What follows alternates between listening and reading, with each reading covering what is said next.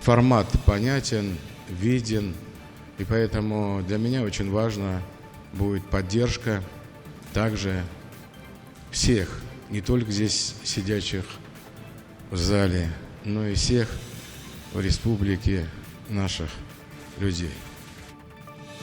Полпред президента России в СКФО Александр Матовников представил нового в Рио главы Ингушетии Махмуда Али Калиматова.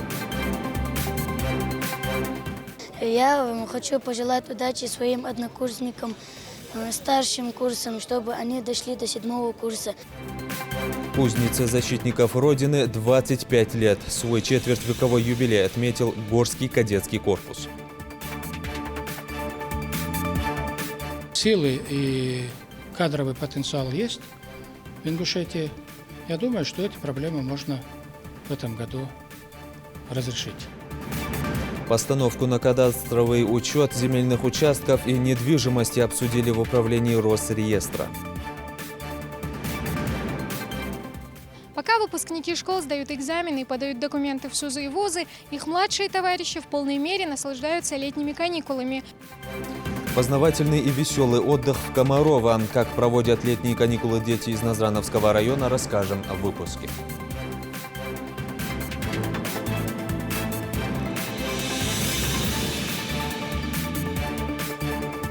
На канале Ингушетия Новости 24. Здравствуйте. Начинаем выпуск с главной новости. Сегодня полномочный представитель президента России в СКФО Александр Матовников представил региональному правительству и Народному собранию временного исполняющего обязанности главы Ингушетии Махмуда Али Калиматова. Церемония прошла в зале славы администрации главы региона. Участие приняли депутаты Народного собрания, министры, общественные деятели, представители различных ветвей власти. Репортаж Рины Тичоевой. Историческое событие, новое развитие задачи на последующие годы. Полномочный представитель президента России в Северокавказском федеральном округе Александр Матовников представляет Ингушетии временного исполняющего обязанности главы республики Махмуда Али Калиматова. До начала официальной церемонии он зачитал указ президента России Владимира Путина, отметив, что за последние 11 лет реализованы социально-экономические программы, построены школы, детские сады, больницы, промышленные объекты и культурные центры, стабилизирована криминогенная обстановка. Юнусбек Бамадгиреевич возглавил регион 30 октября 2008 года. За эти 11 лет в Республике Ингушетия реализованы федеральные целевые программы социально-экономического развития, введены в строй новые производства, получил развитие аграрный сектор, построены школы, больницы, дома культуры. Огромный вклад внесен в восстановление мира на земле Ингушетии, обеспечение безопасности его жителей. Юнусбек Бамадгиреевич – верный сын ингушского народа, герой России, патриот нашей Родины, боевой генерал и опытный государственный деятель. Хочу поблагодарить его за большую работу в должности руководителя республики.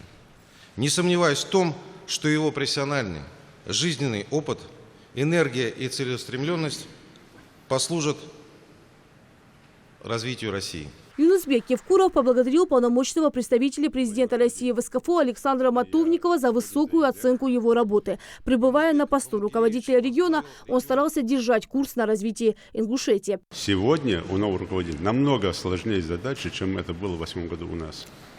Намного сложнее. Потому что и динамику продолжить, и доказать, что субъект полноправный и может достойно выполнять задачи, которые стоят перед нами. Это очень сложно. И в этом нужна ваша поддержка. Прошу это всех учитывать. Не делитесь на группировки, не делитесь на аушевских, зязиковских, евкуровских, калиматовских. Мы все одни. Не подводите нашего полпреда, которого с первого дня оказывает и делает все возможное, чтобы республике помочь. Не подводите президента страны Владимира Путина, правительство страны, которые любят, ценят республику, помогает нам и делают все, чтобы нам помочь. Давайте все вместе начнем заниматься республикой, а не своими личными делами. Прошу всех это учесть. Александр Матовников отметил, профессиональный путь Махмуд Али Калиматова говорит о его богатом опыте управленца. Его назначение на должность – это, безусловно, свидетельство высокого доверия президента России. Самое главное сейчас – сосредоточить внимание на реализацию национальных проектов. В первую очередь вам предстоит сосредоточить главные усилия на реализации указа президента Российской Федерации от 7 мая 2018 года номер 204 о национальных целях и стратегических задачах развития Российской Федерации на период до 2024 года. Главным условием успеха в любых начинаниях является эффективная совместная работа всех ветвей власти региона, муниципальных органов, гражданского общества. Только объединение усилий приведет к обеспечению высокого качества жизни и благосостояния жителей Ингушетии. Калиматов Махмуд Али Макшарипович родился 9 апреля 1959 года. Окончил юридический факультет Куйбышевского госуниверситета. С апреля 1977 года по 1979 проходил службу в составе группы советских войск Германии. С 1990 года на службе в органах прокуратуры Куйбышевской области.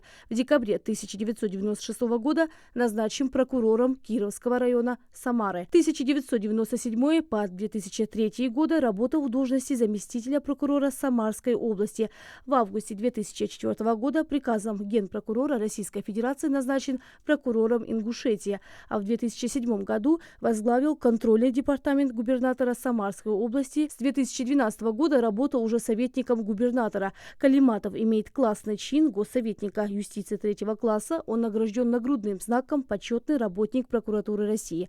В декабре 2015 года приказом министра природных ресурсов и экологии России назначена должность руководителя управления Федеральной службы по надзору в сфере природопользования по Самарской области. Женат, имеет 2 сыновей. Уважаемый Александр Анатольевич, Юнусбек Мангривевич, уважаемые депутаты, члены правительства, приглашенные. Мне говорить, не изучив, не посмотрев, досконально, так сказать, сложно, но все-таки скажу. Тот опыт жизни, который сказали, что у меня есть, надеюсь, он пригодится не для всех живущих в нашей республике людей, независимо от возраста, молодежь и уважение к старшим. Те планы, которые намечены, те нацпроекты, которые определены, после того, как ознакомлюсь буквально, будет, наверное, и с правительством, и законодательным органом власти, парламентом нашим.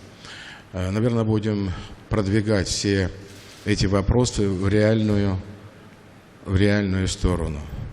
Формат понятен, виден, и поэтому для меня очень важна будет поддержка также всех, не только здесь сидящих в зале, но и всех в республике наших людей. А после официальной церемонии представления нового исполняющего обязанности руководителя региона Александр Матовников, Юнусбек Евкуров и Махмуд Али Калиматов ответили на вопросы журналистов. Назначение временно исполняющим обязанности главы Республики Ингушетия, выразившееся в указе президента, это огромное доверие президента. Считаю, основными направлениями, я уже сказал на представлении, это дальнейшее развитие социально-экономической республики, которое будет выражено в исполнении главного указа президента Российской Федерации номер 204 от 7 мая 2018 года. Второе – это улучшение жизни людей посредством данного первого действия. И третье, конечно, мы уже говорили об этом, это консолидация ингушского общества и прежде всего вокруг исполняющего обязанности главы и всех органов власти республики. Это очень важно. А поддержка федерального центра? Поддержка федерального центра гарантирована и будет постоянно. От реализации национальных проектов, потому что это сейчас находится на пике, и республика должна показать результат. И, конечно, я не скрывал, слагая себя полномочия и прося президента о сложении полномочий, о том, что все-таки консолидация общества играет огромную роль. и проекты, все можно реализовать, и войну можно там победить, все можно. Вот если в обществе нет согласия, это плохо. Поэтому я надеюсь, что и общество по-другому посмотрит. А общество в любом случае представляется рядом категории людей, которые от имени общества заявления такие делают. Я надеюсь, что и они поймут все, и Махмуд Али Макшарипович сумеет, ему удастся консолидировать общество республики. Я думаю, что надо сперва изучить. Первое. Второе, за каждым человеком, ведь мы по-житейски подойдем, по семья, ответственность и женщины, и мужчины, которые работают в правительстве. Поэтому индивидуальный подход, изучение всех проблем. Я думаю, что каких-то резких каких-то вот таких движений кадровых я не думаю. Надо изучать вопросы, а потом, потому что я всегда отношусь к людям, смотря все-таки опыт работы, жизни, ну и немаловажно его семейное, как он живет, какая у него зарплата. То есть интересно ведь посмотреть на людей, которые отдают с утра до вечера свое время и силы работе. Поэтому кадровых таких не будет, а вот внимательно будем смотреть, кто будет работать. Скажите, а какие-то приоритеты вы для себя определили? Вот какую задачу считаете главной? Вот я, Александр Анатольевич сказал, я считаю социально-экономическое развитие. Банальная фраза, но все-таки это все то, что людям нужно. Людям нужны просто нормальные человеческие, нормальная дорога, нормально, чтобы свет горел, чтобы компьютер не отключался, не знаю, ну, дышала экология, чтобы была чистая, в школу, чтобы дети ходили, не 3 смены. Ну, наверное, вот это вот развивать для людей. В республике сделано многое, в планах еще больше, поэтому все желают одного – развивать и строить любимую Ингушетию. Я хотел бы поздравить назначенного исполняющим обязанности главы республики Махмуда Али Макшариповича с назначением, пожелать ему успехов на этом поприще. Очень сложный участок, но тем не менее его богатый опыт, знания позволит ему, надеюсь, успешно выполнить поставленные задачи президента Российской Федерации и на что надеется народ Республики Ингушетия. Я нисколько не сомневаюсь, что тот курс, который у нас есть на выполнение всех национальных проектов, определенных указом президента Российской Федерации, тот курс, который на улучшение благосостояния нашего народа, он будет продолжен, успехи будут налицо. И очень надеюсь, что с назначением Махмуда Али Макшариповича на эту должность дальше успехи мы еще большим темпом получим успехи в нашей республике. Весь народ этого ждет, этого хочет. Я очень надеюсь, чтобы мы не отставали от других регионов, мы шагали в норму. Я очень рассчитываю и хочу, чтобы нашу республику, новый глава республики представлял достойно среди субъектов Российской Федерации и в целом Российской Федерации успехов. Но я в первую очередь, конечно, жду, что курс на дальнейшее развитие республики будет продолжен. И в первую очередь ожидаю, что упор новым руководителям будет сделан на развитие реального сектора экономики. Мы построили очень много социальных объектов, а для их содержания необходимы деньги. Поэтому я сейчас считаю, что сейчас надо сделать как бы крен в сторону строительства объектов реального сектора экономики. Сегодня мы присутствуем при важном таком историческом событии. У нас смена руководства нашей республики. Мы работали с нашим уважаемым Юнусбеком Мадгириевичем Евкуровым. Он задал нам хороший поступательный темп в развитии здравоохранения. Но вы видите, сколько сделано за время его пребывания на посту главы нашей республики. Мы ни в коем случае не можем останавливаться. Мы будем развиваться, в дальнейшем работать. Ну, мы ожидаем, конечно же, дальнейших позитивных перемен в здравоохранении, поддержки со стороны руководства, которая у нас была всегда. Мы пользовались особым вниманием, особым приоритетом здравоохранения, потому что все вопросы, которые связаны и со строительством, и с развитием науки, и с развитием медицинской техники, оборудования, все это было под большим контролем. И, конечно, у нас были свои преференции в этом вопросе. Я думаю, что новый глава также расставит приоритеты, и думаю, что здравоохранение будет продолжать развиваться динамично. Мы надеемся на очень хорошие продолжительные перемены, изменения в здравоохранении. Наши нацпроекты будут осуществляться, мы будем укрепляться, база здравоохранения будет укрепляться. Ну и, конечно же, развитие медицинской науки, медицинского направления должно быть одной из лучших, одной из первых в нашей республике. Я желаю новому главе, конечно же, огромного хорошего здоровья. Я желаю ему выдержки, я желаю ему очень хорошей команды, с которой он будет работать. Ну, я думаю, все те, которые сегодня находятся в органах исполнительной власти, они понимают, что они должны работать, они не могут подводить руководство республики. Ну, я думаю, в этом направлении мы будем работать.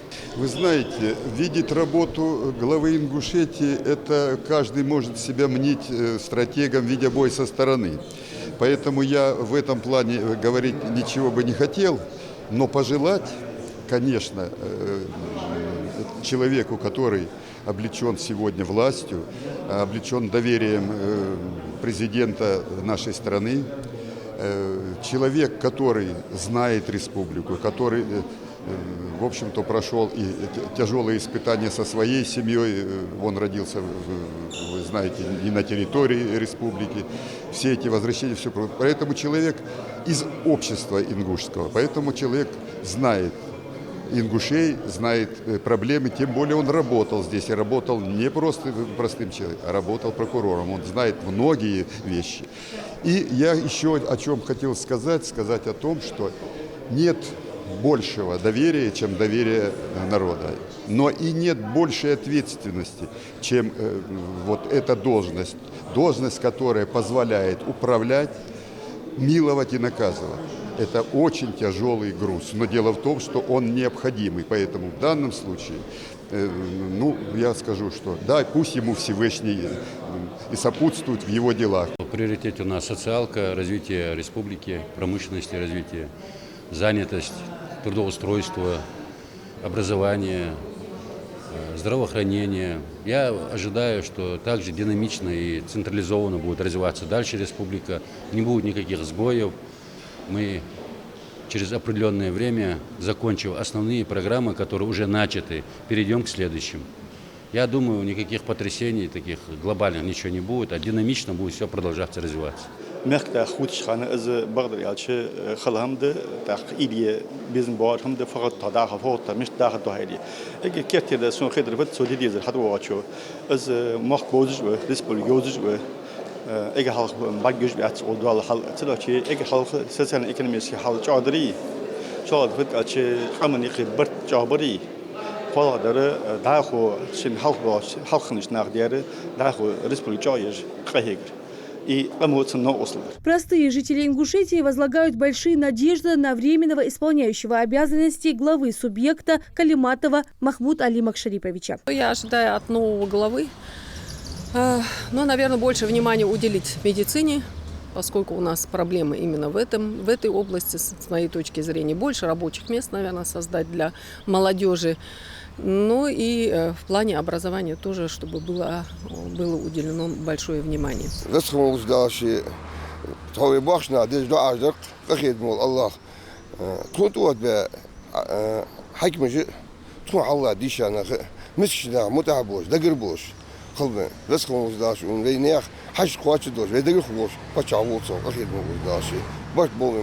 Я тут думаю, что нужно скорее развивать сельское хозяйство.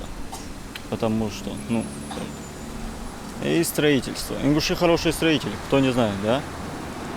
Но еще в плане поддержки ему нужно делать акцент на молодежь, как по мне.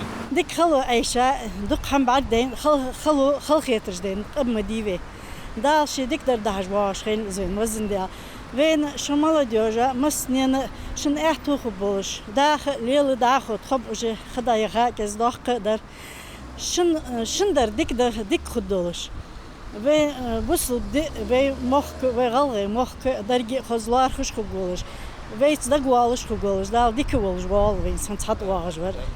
исполняющий обязанности главы субъекта уже сегодня приступил к своим должностным обязанностям. У него много задач и целей. Самое главное – это стабилизировать обстановку и продолжить курс развития и созидания Ингушетии. Лида Цычуева, Светлана Томова, Зелимхан Калоев и Магомед Аскиев. Новости 24. Довести до завершения намеченные планы, не сбавлять темпов и продолжать уверенный курс благополучного развития Ингушетии. Таким было последнее поручение уже бывшего главы республики Юнусбека Евкурова, который провел сегодня встречу с депутатами Народного собрания и коллективом администрации главы региона. Амина Бокова расскажет подробнее.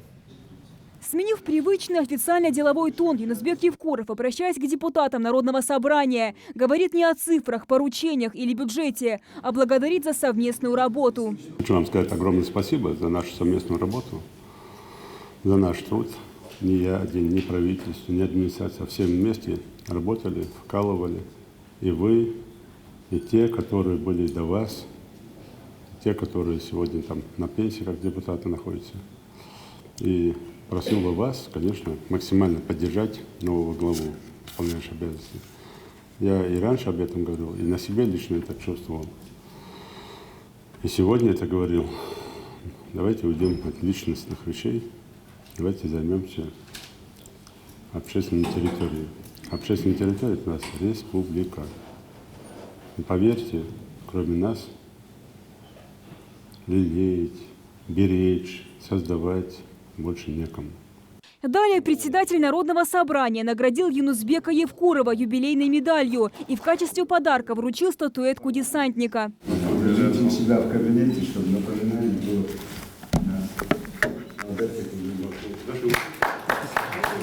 Награждают сегодня не только Юнусбека Евкурова. Последний раз грамоты и благодарности, подписанные Героем России Евкуровым в качестве руководителя региона, вручают работникам аппарата Народного собрания. Вы знаете, я, в принципе, на разных ролях, как говорится, в коридорах власти была много лет.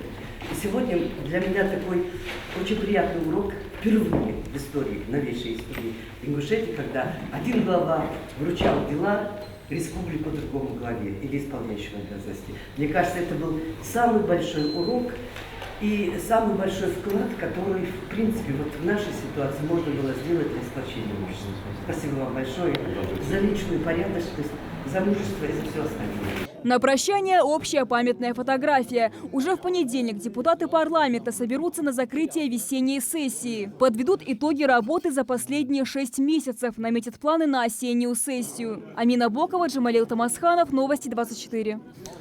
Другим темам. Отечество, верность, честь и отвага. Такой девиз обязывает соответствовать. Сегодня свой 25-летний юбилей отметил Ингушский горский кадетский корпус имени Абдулы Цароева. Торжества по случаю юбилея начались с построения на плацу.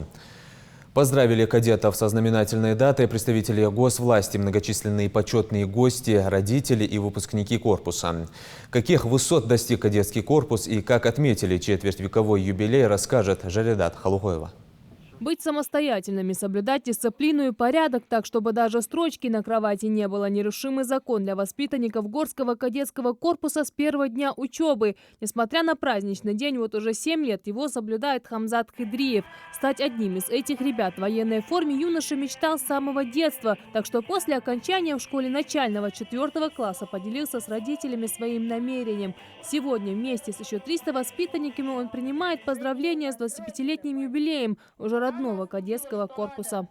Хочется сказать, поздравить своих сокурсников, всех учителей, педагогов, воспитателей Горского кадетского корпуса с 25-летием со дня образования Горского кадетского корпуса. Поскольку у меня было огромное желание после окончания школы стать врачом, сюда я поступил, и сейчас я хочу после окончания 11 класса поступить в военную академию имени Кирова в Санкт-Петербурге.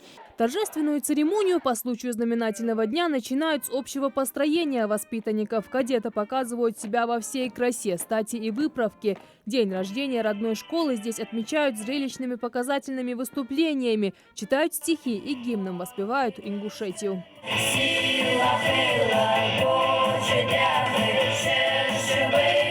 За эти 25 лет Горский кадетский корпус зарекомендовал себя как одно из элитнейших образовательных учреждений военного направления. Из стен этого заведения вышли многие ребята, у которых в дальнейшем сложилась блестящая военная карьера. Не сбавлять оборотов и двигаться только вперед. Такими словами напутствуют будущих защитников Родины почетные гости. Уже сегодня вы являетесь носителями достойных, славных традиций не только которые выработаны в течение становления вашего учебного заведения, но и достойными продолжателями славных традиций наших предков. От всей души желаю вам блестящей карьеры, успешной учебы и быть достойными славных традиций в защите священных рубежей нашей республики и нашей страны. Воспитанники Горского кадетского корпуса в те годы и сейчас являются образцом строевой и служебной выучки, примеры которых мы и на сегодняшний день можем наблюдать как в рядах Росгвардии, так и в прочих правоохранительных органах. Зачастую именно годы обучения в данном учебном заведении являются основополагающим фактором для выбора будущей профессии, что позволяет уверенно заявлять, Горский кадетский корпус с задачей справился. От коллектива управления Росгвардии по Республике Ингушетия и от себя лично примите слова искренней благодарности за вклад в организацию взаимодействия с Росгвардией, за участие в военно-патриотическом воспитании молодежи и за качественную подготовку будущих кадров. Пусть юбилей Горского кадетского корпуса, одного из символов Республики Ингушетия, станет очередным знаком яркого развития направлений в регионе. Неоднократные победители и призеры соревнований по карате и вольной борьбе, призеры военно-спортивных игр как на региональных, так и на всероссийских состязаниях. С 2008 года команда корпуса ежегодно занимает первые места в слете кадетских корпусов России и военно-спортивных играх «Кадеты Отечества» и «Зорница». Все эти достижения стали возможны благодаря профессионализму преподавательского состава и целеустремленности самих ребят. Эти умения они показывают и сегодня.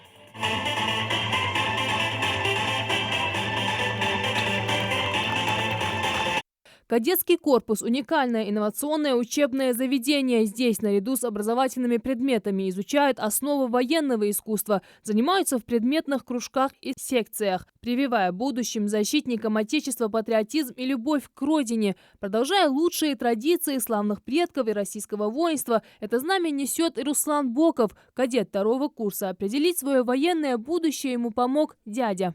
Я поступил в Горский кадетский корпус, чтобы продолжить дорогу своего дяди, Чиниева Юсупа Хизировича, который героически погиб в 2004 году при выполнении боевой задачи. А вот Ахмед Шахмурзиев приезжает в Горский кадетский корпус как домой. Выпускник 2013 года уже несколько лет служит в рядах МЧС России. Но именно с этим местом, признается юноша, связаны воспоминания, пусть и не о самых простых, но точно лучших годах жизни.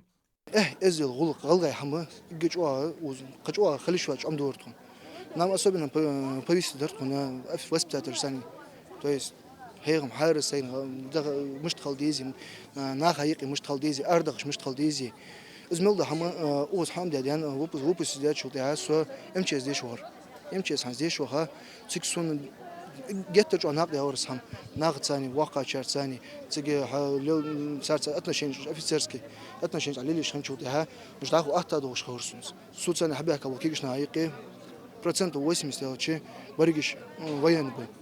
МЧС, МВД, ВДВ, как раз десантный дешевый антивенкянки вот хуцани. Баригиш да, нормально да хадянт. Быть кадетом – честь, говорят воспитанники. Юношей сюда принимают только после 4 класса. Большинство из них приводят в корпус родители, военная карьера у которых передается из поколения в поколение. Но немало здесь и тех, кто пришел сам, предпочтя домашнему уюту и играм во дворе с друзьями армейскую дисциплину. В Горском кадетском корпусе есть все условия, чтобы подготовиться к своему будущему. Хочу пожелать подрастающему поколению, кадетам первого курса, будущим кадетам. Хочу пожелать удачи в будущем, чтобы каждый кадет, каждый, кто хочет тут учиться, чтобы Аллах дал это поступлению в Горский кадетский корпус. И в дальнейшем, чтобы каждый кадет добился своего. Слушать старших, не обижать младших. Меня научили многому. Учителя меня научили знанию, воспитатели научили, как правильно вести себя в дисциплине. Я хочу поздравить директора Горского кадетского корпуса за то, что так усердно работает в кадетском корпусе. Я хочу пожелать удачи своим однокурсникам, старшим курсам, чтобы они дошли до 7-го курса и хорошо учились, были дисциплинированы, с хорошим поведением. Успехом ребят больше всего рады родители кадетов. Сегодня они даже не думают скрывать гордость за своих детей, которые с достоинством несут возложенные на них обязательства. За это они благодарят весь коллектив корпуса и желают им процветания на многие годы. Дальше это бокал бахар. Где процветать, где шея да, шея гала вольха, шея мача дамал вахазмет, шея мох, шея нахлор бибезель хадис дахан.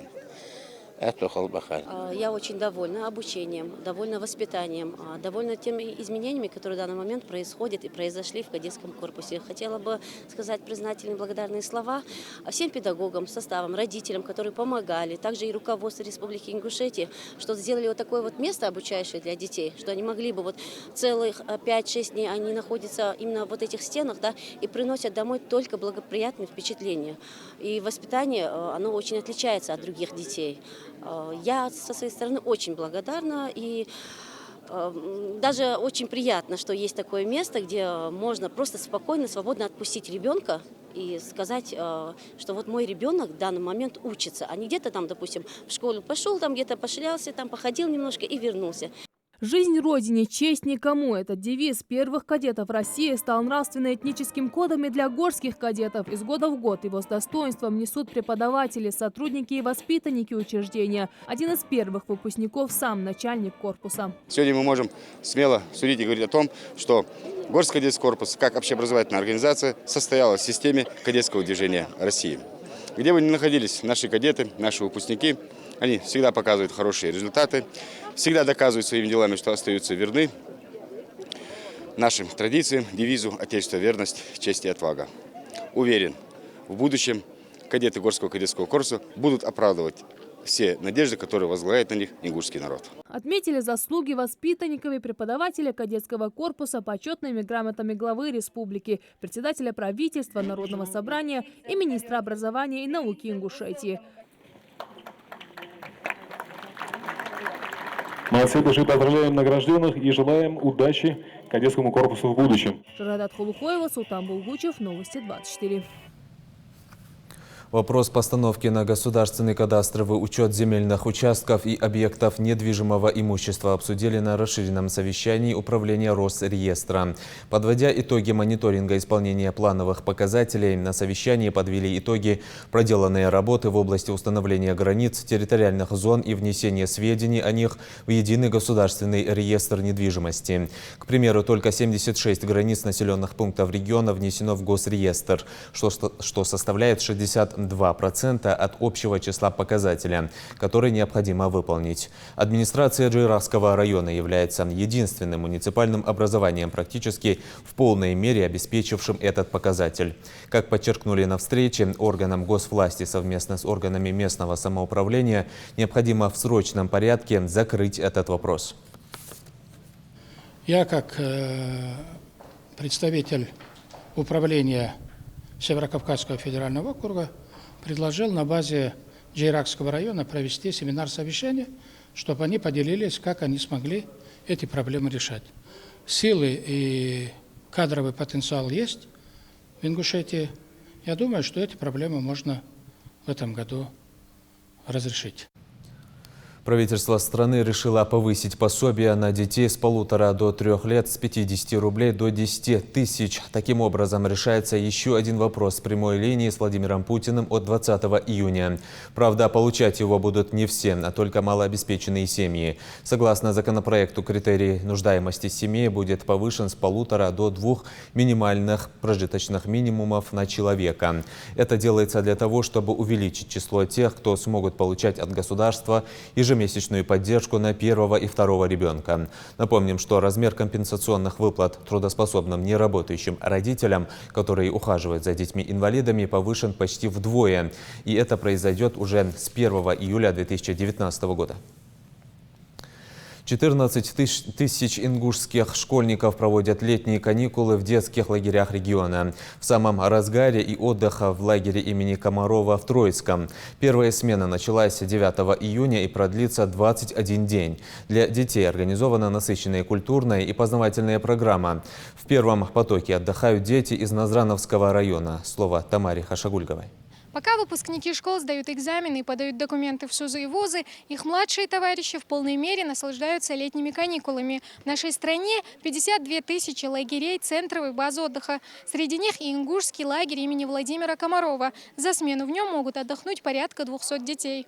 Интеллектуальные игры на эрудицию, активные на ловкость, шахматы, рисование, футбол, волейбол и танцы. В лагере учли предпочтения каждого из 200 детей, чтобы отдых был не только полезным, но и приятным.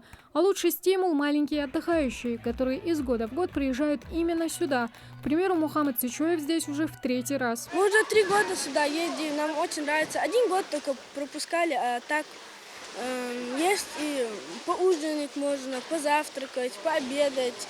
Тихий час тоже есть. Во многих лагерях я бывал, но этот самый лучший. Главное преимущество отдыха в лагере Комарова – развитие социальных навыков. Вожатые мотивируют каждого ребенка на участие в мероприятиях. Они учатся работать в команде, принимать самостоятельные решения. Также малыши учатся находить себе новых друзей во время самостоятельных занятий. Например, танцев. За эту развлекательную программу здесь отвечают девчонки.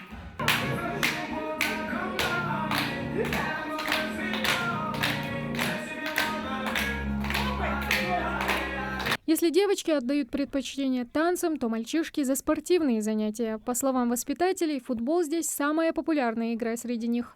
Я приехал 3-й раз с своими сестрами, Имана, Ихсана. Мне тут нравится. Мы рисуем, купаемся, в волейбол играем, горки катаемся, футбол. Во время таких активных игр есть риск получить ссадины и ушибы, но переживать за здоровье детей родителям не стоит.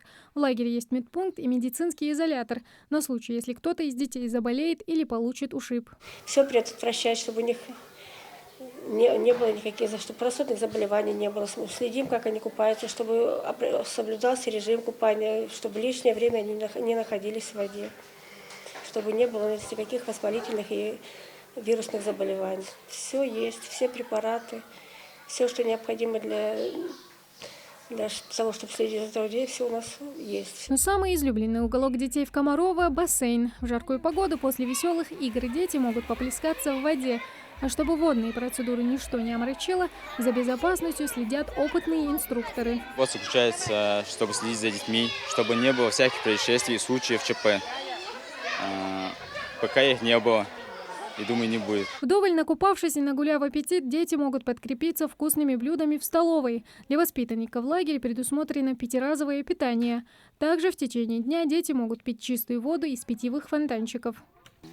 Полдники, второй ужин присущий. Так что цундочи берешь государства. Цан мель езда лутхаш. Повара добавку цан мель датхатлу. Получить заряд положительных эмоций, обрести новых друзей. У ребят для этого 21 день. Именно столько длится одна смена. Тамара Хашагульгова, Магомед Белакиев, Новости 24. На этом наш выпуск завершен. Оставайтесь на канале Ингушетия.